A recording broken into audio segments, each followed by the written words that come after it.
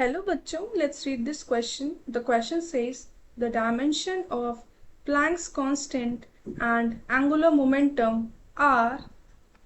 तो क्वेश्चन में हमें डायमेंशन निकालनी है एंगुलर मोमेंटम और प्लैंक्स कांस्टेंट की कंसेप्ट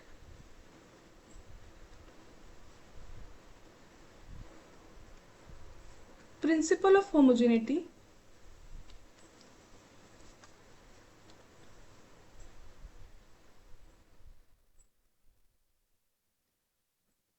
प्रिंसिपल ऑफ होमोजेनिटी ये कहता है कि अगर कोई दो टर्म्स ऐड सब्ट्रैक्ट या इक्वेट हो रही हैं तो उनकी जो डायमेंशन होगी वो सेम होती है।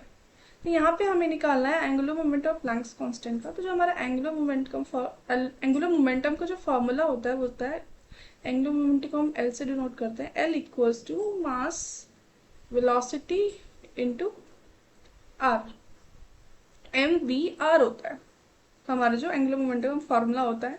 और angular momentum of Planck's constant का एक फार्मूला होता है L equals to N H by 2 पाई।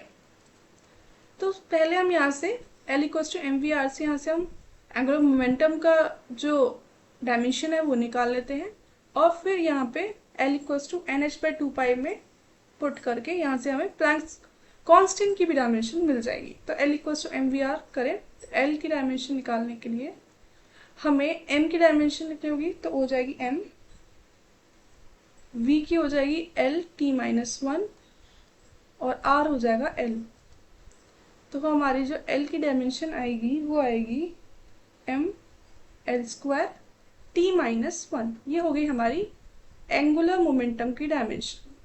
अब यहाँ पे है हमारा L equals to N H by 2 pi. कोई भी नंबर या फिर बोल सकते हैं कोई भी कांस्टेंट, फ्रैक्शन और कुछ फंक्शंस जैसे कि साइन, कोसाइन, ये सब जो होते हैं वो डायमेंशन लेस होते हैं।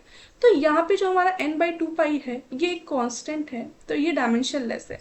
तो जो L की डायमेंशन होगी वही हमारे H प्लैंक्स कांस्टेंट की डायमेंशन होती है। तो हमारे जो प्लैंक्स कांस्टेंट की डायमेंशन आ गई equals to M L square t-1, एम L square t-1. So the final answer is option D. Hope you understood it well. Best of luck.